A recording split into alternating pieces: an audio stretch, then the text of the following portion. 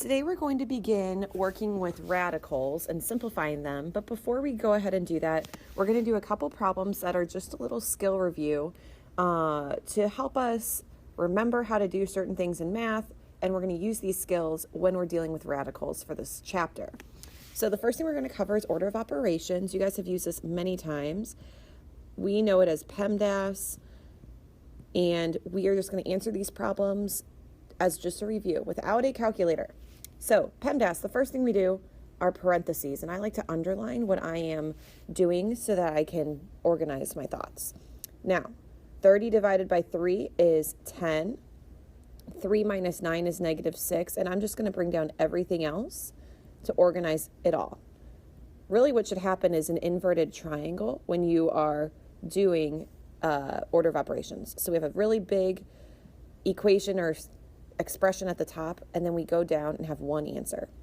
So we've done our parentheses, even though this -6 is in a parenthesis, that means multiplication. So then we're going to go and do our exponents. 10 squared is 10 times 10, which is 100. I bring all of this stuff down. We've also talked about in the past, anything to the 0 power. Anything to the 0 power is the number 1. X to the 0 power, a smiley face to the 0 power, it's all 1. So we've done all of our exponents. Now we're going to do multiplication and division going from left to right. So we'll do 100 divided by 10, which is 10. I'm going to bring everything else down. It is worth it to bring all of your work down, guys. And then we have a -4 times a -6, which is a positive 24. And now I have adding and subtracting left to right. So we'll do 34 plus 1, and your answer should be 35.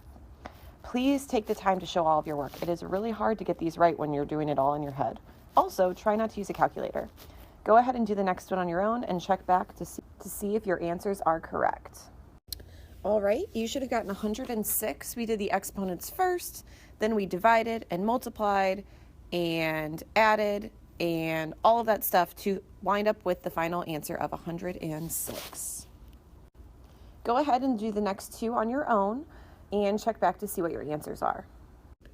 All right, here are the answers that you should have gotten. Now, I do want to talk about the second one really quickly.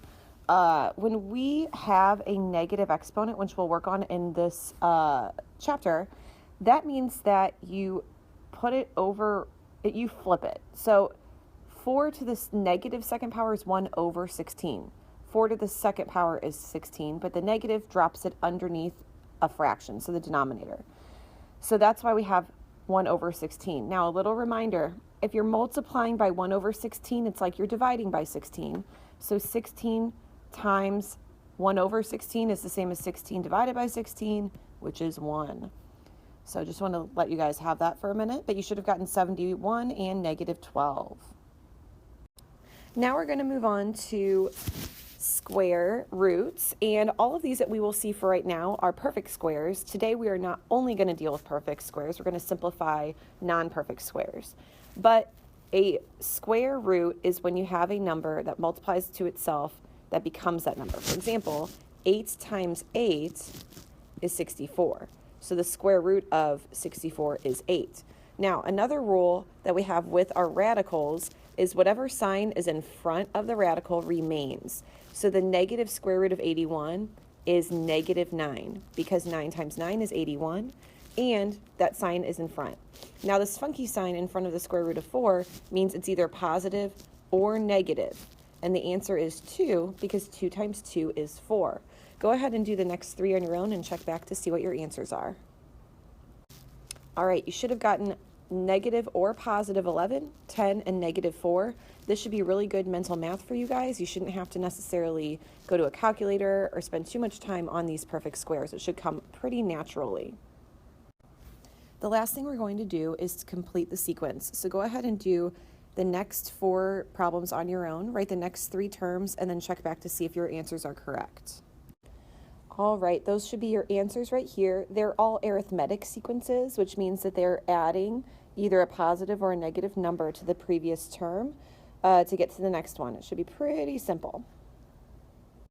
All right, now we're going to get into the meat of our lesson, the first thing we're going to cover with our radicals is perfect squares. Now, we've already had a little review from this previously in this lesson, but it's nice to have them all written. So, perfect squares, that's when you have integers as your square root. So, 2 squared is 4. So that means the square root of 4 is a perfect square. Then we go to 3 squared, which is 9. So that means 9 is a perfect square. Now we should be able to fill out the first 12 perfect squares that we have. So 3 squared is 9.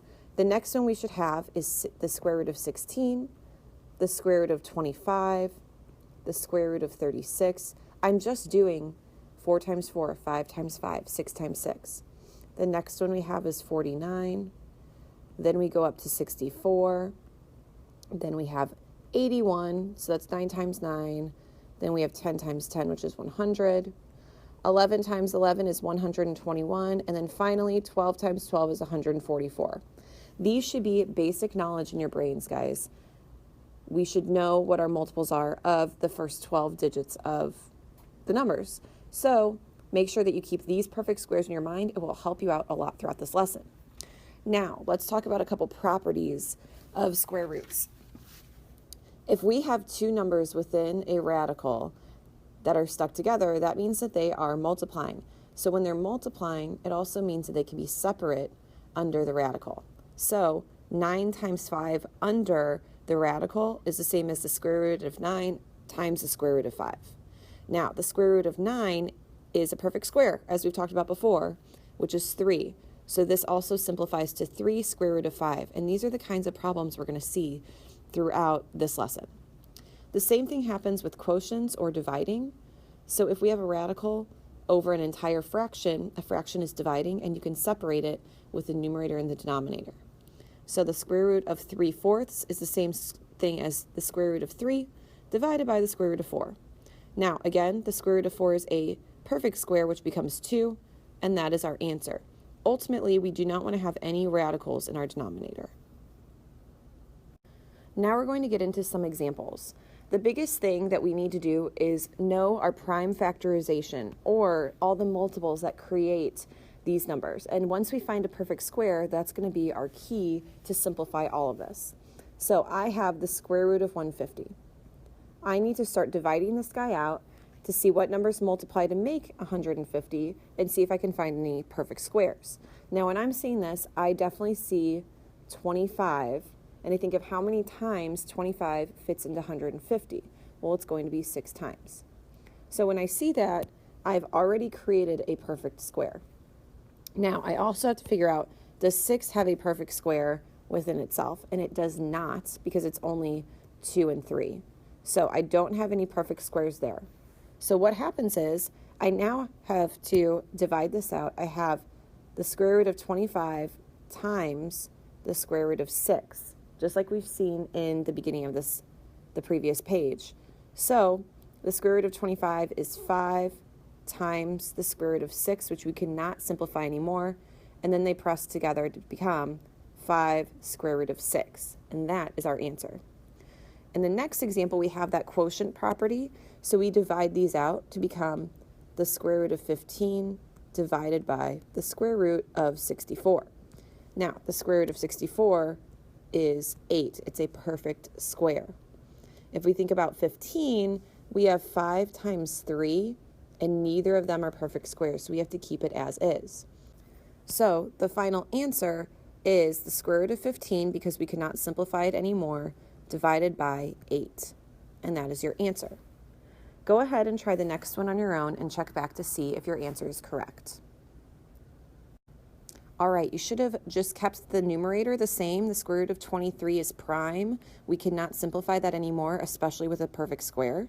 But the square root of 9 is 3, so that is our answer.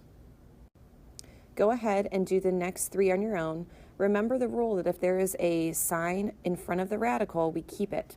So a huge hint, in this first one, the square root of negative 80 means that we're going to have a negative in our answer. Check back and see if your answers are correct. All right, here are the answers that I received.